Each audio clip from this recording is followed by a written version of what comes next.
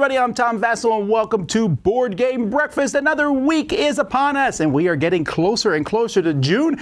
College is over. The board game convention circuit is nigh. Speaking of conventions, I wanted to really talk a little bit about the Dice Tower Retreat. The Dice Tower Retreat is where we're playing games non-stop for 3 to 4 days. It is a fantastic time and it's a very small thing. So if you want to play with the Dice Tower crew, you want to come play games with our immense library and just, get into gaming, it is a great time. Check out dicetowerretreat.com. Also, Dice Tower Con is really soon, and you'll want to check that out. So, we did a contest last week. Well, I'd like to say congratulations to the winner of our contest for a copy of Bulk and $50 Amazon gift certificate. That's Pablo Mari. Congratulations.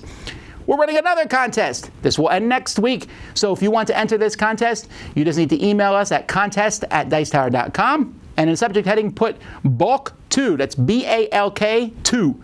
So we know it's a second contest. And answer the question, how many point cards are there in Bulk? In the strategic card game Bulk, you can find this information at bulk.co, BALK.co. Email that answer to contest@dicetower.com. And then again in the heading, put Bulk 2. And you could win another copy of Bulk and a $50 Amazon gift certificate. Yay, contests! All right, we got a lot to do in this episode. Let's get started. Okay, so what did I find on the internet this week? Well, Watch It Played did a how to play with the new modular board from Scythe. So if you want to see Rodney Smith explain that new, I know a lot of people are interested in that. You can check that out. By the way, if you want to see any of the links I talk about in this segment, they are in the description of the video below. So there was a really interesting document I found where someone was showing how they made pictures for a board game using models and sketches. It's a really interesting, kind of insight as to how you do art for a board game, or at least how this person did art for a game. Compass has an article on basically board games in Kickstarter. So board games being one of the biggest factors of Kickstarter, a little article about that. PAX Unplugged has announced their dates, and you can go register for that great board gaming convention. It's December 6th to the 8th. Bruno Feduti, who's a well-known game designer for things like Citadels and stuff like that, has posted a little blog that he does each year about his Ludopathic Gathering. So this is like a little gathering of friends that he has, and there's really, when you see these pictures, like, wow, this looks like a really cool event to go to, and he talks about the different games that were played and things that they did. Speaking of Jamie Stonemaier from Stonemaier Games, they posted a policy where they said they will not sell games to retailers or distributors who make defamatory and incorrect lying statements about the company. This is, I don't actually know all the details of what precipitated this to occur, but it certainly has the internet all abuzz.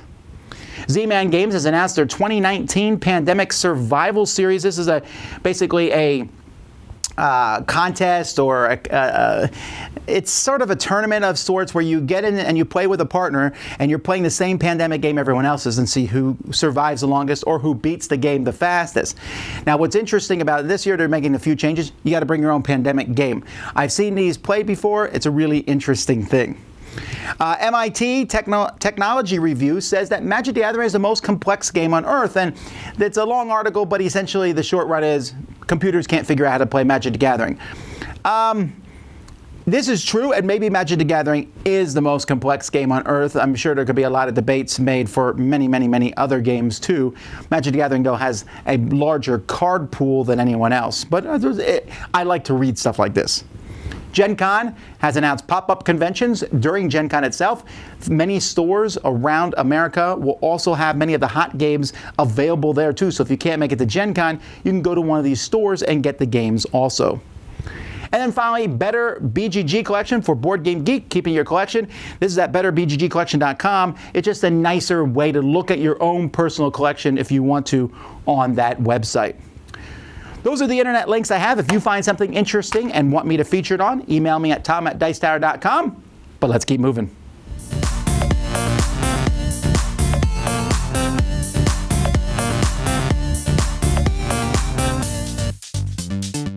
This is Roy Candy, and this is Printed Pieces, where we talk about 3D printing and what it brings to the tabletop hobby. Today we're talking all about terrain that you can 3D print. So it's awesome to be able to 3D print out terrain for your miniatures games or your board games to make it look more immersive and more realistic as you're playing around a 3D battlefield. So a few of the cool things I found on Thingiverse that you can 3D print for terrain are here. So for Bad Lore, I found these cool like different structures, like buildings that you place on the board when you're setting up the map, and then some like different tents and stuff that you can add to like the different army factions and things like that. If you print these out, then it can add like a cool 3D effect to your board. And then if you're into miniatures games or like war games, there were these cool like Necron obelisks I found for 40K. I'm a big fan of the Necrons in 40K, so I thought like having one of these printed out and painted up is definitely on my to-do list because it would look really cool.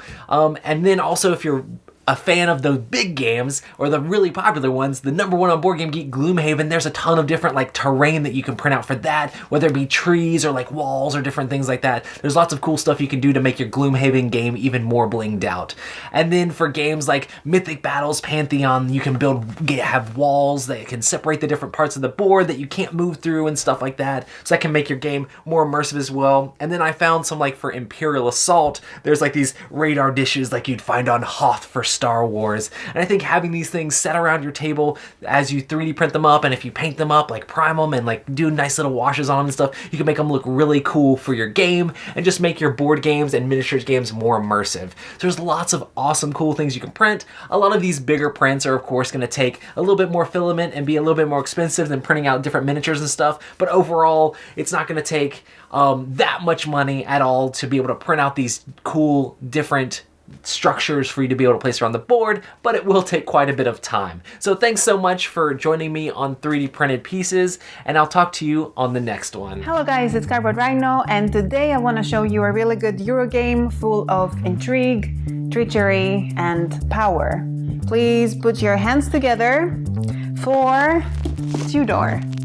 Tudor is a worker placement Euro for 2 to 4 players, where you play a lord serving in the House of Tudor in the court of King Henry VIII, and you try to get high title offices for your family, as well as prestige and rings, many rings.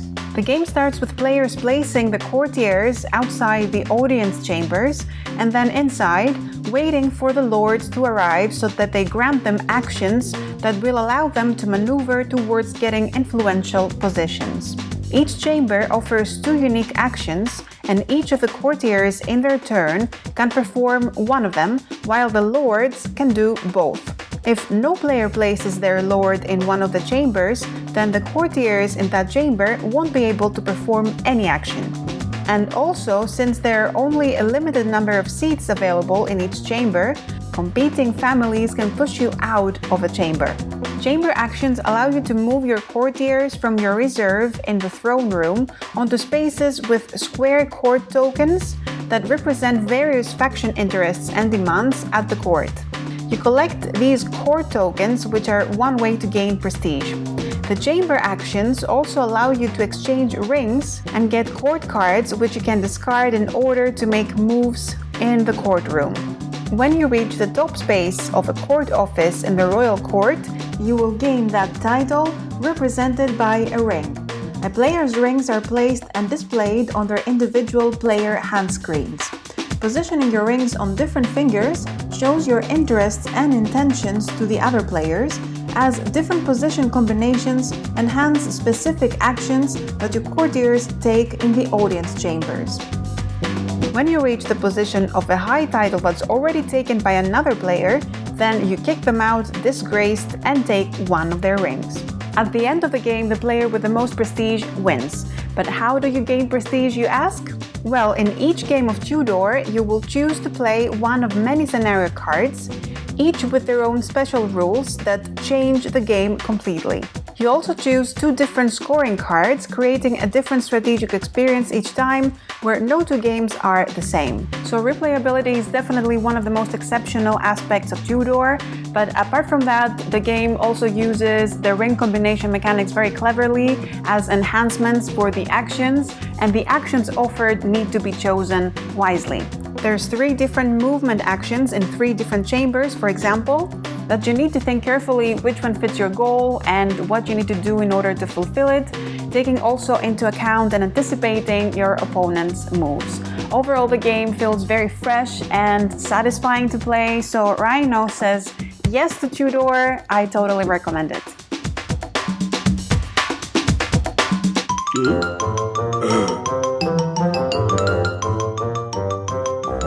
So what's coming from the Dice Tower this week? Well, I'm going to be going over several reviews of different games. Some of the games I had planned to get to last week, but I'm going to get to them this week instead. I'm taking a look at the game called Arcanos, Mystical Seeds, Wreck Raiders, Archmage, and Enchanters, Lost Cities. So a lot of different reviews of various popular games. We're also going to be playing live. We're going to be playing the new Zombicide space game, the Invaders in Space type one. So we'll be playing that in our Testing Tuesday Live. On Wednesday, we'll be doing a Dice Tower dive where we're going to take a look at Board Game Geek over the years and how it's grown and kind of our own personal connection with that website. On Thursday, we'll be doing a top 10 list and a live board game breakfast. And of course, lots of podcasts on Dice Tower Network, including our own podcast. Manny and Suzanne are doing a show this coming Tuesday, and you can find all that at dicetowernetwork.com. Randy and Ellen, we game together. It's your turn. Ooh. Hey guys, I'm Randy. I'm Ellen, welcome to We Game Together. Tonight we played a game that I absolutely loved because it's adorable. You have little tiny food, little meat, little carrots. Oh my gosh, what else? Little cheese, little bread. Spices. Kitchen Rush. Randy tried to get us to buy this like a while ago. I don't know why we never did. I think probably it's like a real-time stress game. Yeah. Cooperative aspect of it. And I don't like cooperative still, but this one was so cute that I couldn't help but absolutely love it. And it's a really well put together game. There's kind of a lot going on. You need to fill orders, you need to get orders, you have little timers, and you have to keep your timer down where you put it for the whole length of time without picking it up. So that's kind of stressful. You're like waiting for your timer to be done so you can move your guy. There's a lot going on. I absolutely loved it. Yeah, sometimes you have a lot of downtime while you're waiting for those hourglasses to stop. Sometimes you're rushing around and you always see some open timer there that's been sitting there. It's like, well, how the heck long has that been sitting there? I'm maximizing my time. Really good. Yeah. Our first game, we've only played one game so far, but we played, all 4 rounds? Yeah, we did real bad. I think we did terribly. We did really bad. Guys, the first round, we were like, hey, this is nothing. Yeah, you know, we played on easy. Oh, we got like 5 orders done. I'm like, all right, okay, we already got half our orders done that we need. Well, then, we started the second round. We're like, we don't have any ingredients. No, it was really bad. And no money. Yeah. So there's 2 kinds of games that don't ever have us cook you something or solve a murder mystery because we're terrible detectives and apparently terrible cooks. No, we're gonna get good at this. This is my kind of game. I can get this. We can get that. Randy is definitely an efficiency guy. So if you are an efficiency game person or just real time, this is amazing. Yeah, it's a good real time. Wow. We haven't had we've had some other real time games. There's we actually just talked about 5-Minute Marvel. Yeah. There was Fuse and Escape Curse of the Temple. So we have a number of different real-time games. This one is kind of, I think, probably my favorite. Yeah, although Escape definitely. Is probably, I don't know. That was I'd have to definitely play it more to make that determination. Yeah. But I just like all the different little aspects. It's not really difficult. So there are different aspects, but they're easy to understand. Yes. It flows. It makes sense. You guys, it's got little menus and little actual names of dinners that you can order. The dinner. I was hungry by the names of the different dinner plates and that are actually really good. Oh my gosh! And there's a dirty dishes place and a clean dishes place. You have little plates. What? Now all that is very much just you put something there and it does it. But you know me, I'm a stickler for cuteness, and this game has got it. Kitchen Rush, definitely like this one. If you're looking for something real time, this was a great one. So fun. Yeah. Definitely recommended. Picture of the day, that stuff. We'll see you next time. Bye-bye.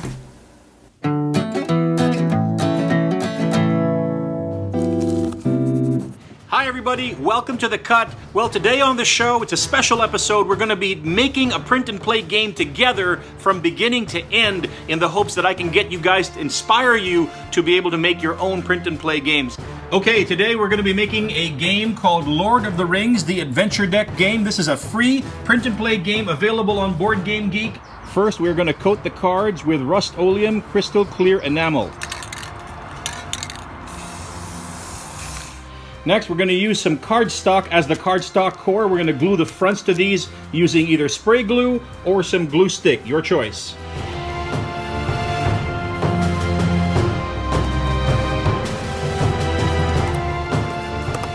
Middle, we're going to cut them out, and we can use either a pair of scissors or a paper trimmer or my preference, rotary cutter, cork back metal ruler, and self-healing mat.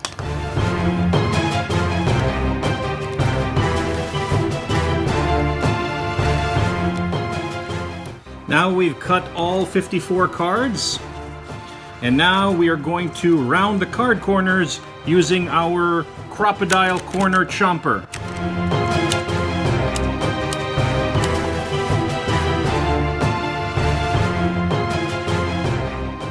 There's a couple of different versions of the playmat. This is the one I prefer, so I'm going to put that on one side. This is the original version. I'm going to put that on the other side, so I'll have an option. And to make these playmat extra stiff, I'm going to use some thicker board, maybe cut up a little bit of this FedEx envelope.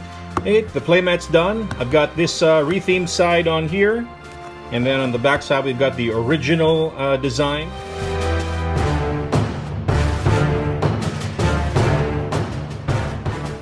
Hey, that was fun. Let's build a game together again next time on The Cut. So what's getting added to the Dice Tower library this week? Well, we have Guardian's Call, the new game that we just played recently, and Seb just reviewed it this past week. So if you like bluffing style games, you'll enjoy this one. Here's an old game, Kingmaker. I'm trying to put some classics in the library. Kingmaker, you can see how beat up this box is, but an old game. I played this, I think, when I was 10.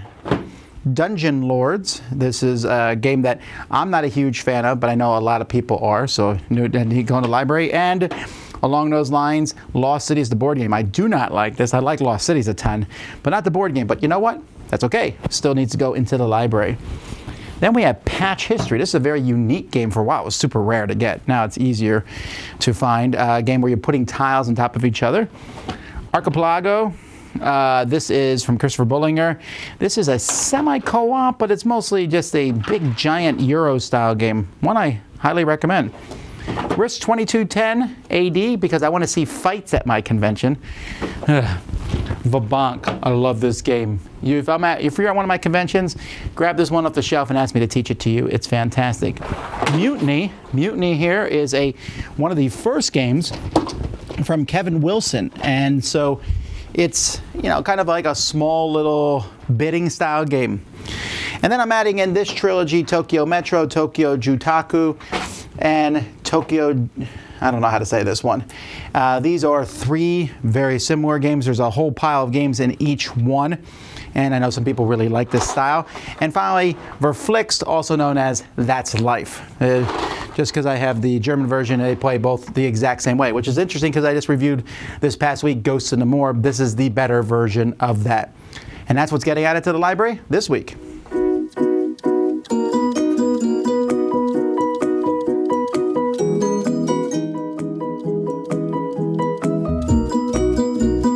Hi, I'm Jordan. I'm May. And this is Second Chance Kids Shelf. We're going to take a look back at an older kids game and see if you should take it back off your shelf. Today we're looking at Chicken Cha-Cha-Cha. Yep. So let's see what's in the box and see how it plays. Alright, so here's Chicken Cha-Cha-Cha in all its glory. In this game, players are taking the roles of chickens, learning how to dance in a circle around a barnyard. This is a memory game. Players are going to flip over a tile in the center, trying to locate the one that matches them in front. Flip it back over. They keep going until they get one incorrect, and then it goes to the next player's turn. If they keep flipping and they come up to a chicken that is in front of them, they want to hop over that chicken. So for instance, hop over, and then they steal all of the feathers that that chicken has. And then they keep going until they can get a getaway. The game ends when one chicken has collected all 4 feathers. Well, that's a little bit about Chicken Cha-Cha-Cha. It's a memory game. I think memory is a great equalizer when it comes to kids' games. Parents are as bad at memory as kids are good at memory, right? Yes. Yep. And what do you think about the marching around? Do you think that is mean when you're stealing the feathers, or do you think that's a fun part of the game? I think it's very fun. Yeah. And who won the last game we played? Me. Yeah, she did. And she found the A. I think we were looking for one of the eggs, and I couldn't remember where the egg was, and May did. Yeah. So, all right. It took us a couple of times. It's true. It's true. So until next time, I'm Jordan. And I'm May. And this is Second Chance Kids Shelf. Happy breakfast. Bye. Bye. Okay. You want to see how that one looks? Yeah.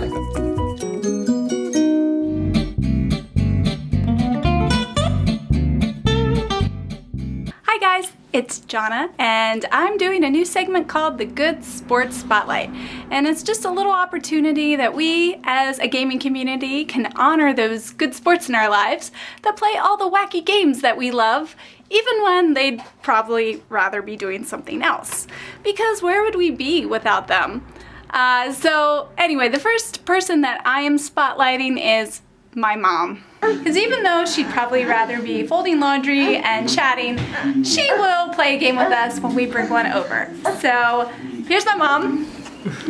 And what are some of the games that you played with us? Century. This one?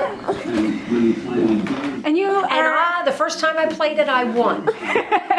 Yeah, she's actually really good at this game. And there was another game that I learned for the first time, and I won that one too. That was Libertalia, I think. The pirate game. I don't think they let me win either. No, no, we don't let you win.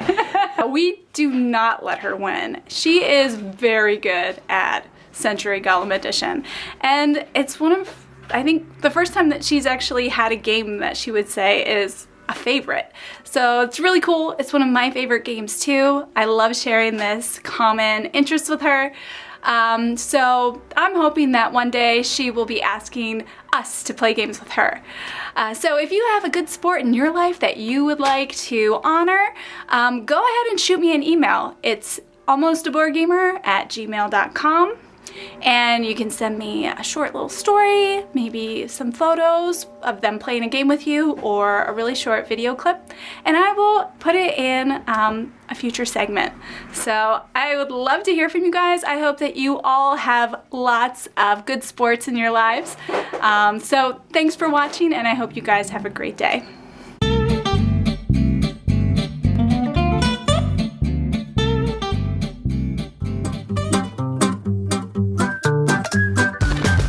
So last week I posted a long 4-hour video, which was a compilation of my history of the Dice Tower.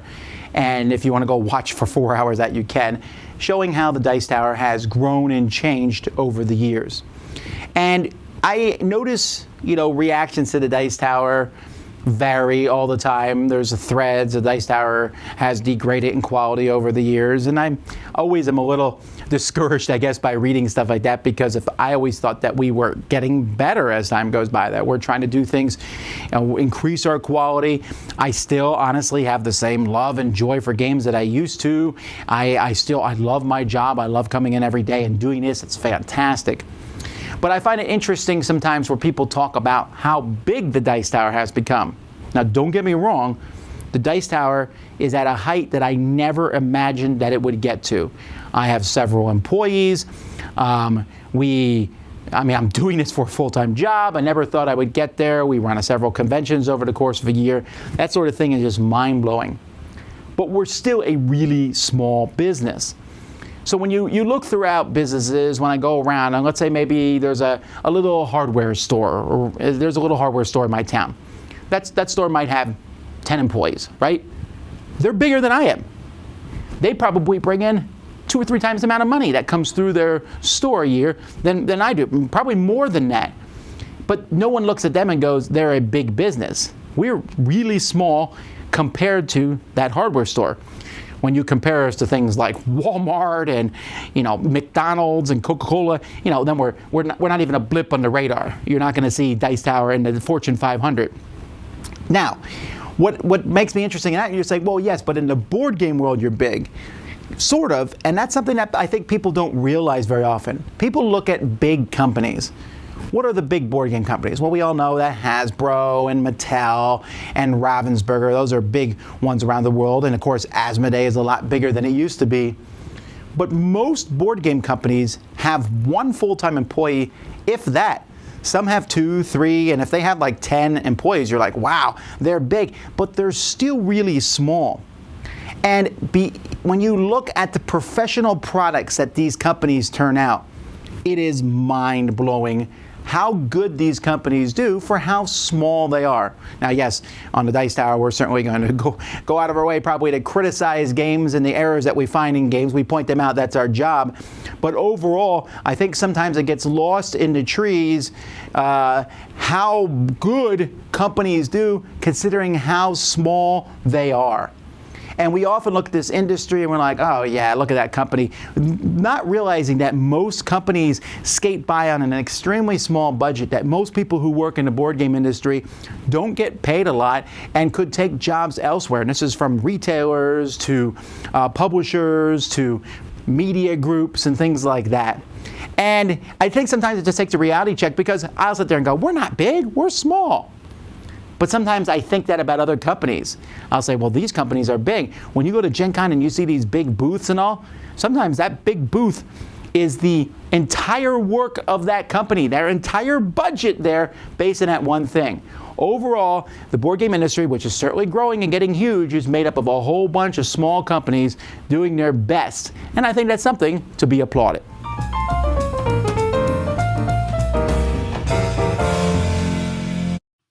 Hey gamers, this is Liz Davidson from Beyond Solitaire, and I hope you're enjoying your board game breakfast. If you follow my videos, you might have noticed that I've been missing for a few weeks, and I thought this would be a good time to talk about that. My life has been really chaotic. I've been changing jobs, my cat died, which was awful, I'm in the middle of looking for a new apartment, and you know what? I just haven't had time to game, and in a lot of ways I haven't really felt like it. I'm only just starting to be interested in playing games again after all of this chaos in my life. So I thought this would actually be a good thing to discuss here on Board Game Breakfast, because as much as we love games, there are also times when we don't feel like playing them. And I've been on a number of Facebook groups or forums before where people say, oh, I don't feel like playing games. What's wrong with me? How do I fix it?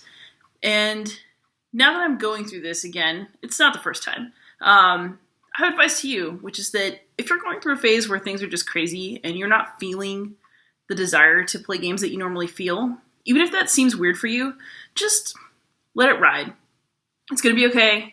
It's a normal phase that you're having, and there is an end in sight, I know, because I've just started playing games again, and I'm pretty sure that soon I'm going to be back in full swing as my usual self.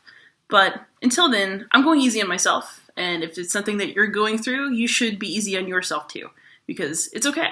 Games are here for our fun and our pleasure, and if you're not feeling it, you're just not. But if that worries you, because you're normally a really intense gamer, trust me, the urge will return. I'm already looking at my game shelf lovingly and probably going to get in a game tonight. So, that said, again, I hope you enjoy your board game breakfast and happy gaming.